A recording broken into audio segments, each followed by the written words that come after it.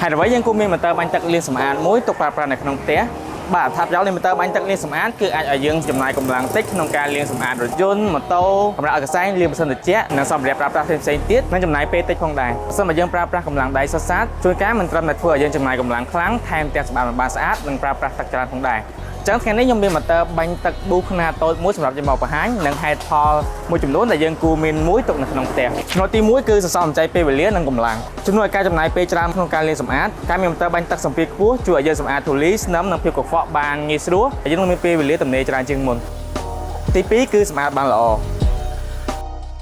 និងចំណុចទី3គឺការសន្សំសំចៃទឹកសម្រាប់ម៉ូទ័របាញ់ទឹកគឺការប្រើប្រាស់ទឹកតិចជាងទៅយកទឹកធម្មតាក្នុងការលាងសម្អាតដូចគ្នានៅចំណុចទី4 Boo Aquatech 100គឺមានរូបរាងតូចស្រាលយើងងាយស្រួលចល័តងាយស្រួលផ្លាស់ទីនិងទុកដាក់ផងដែរ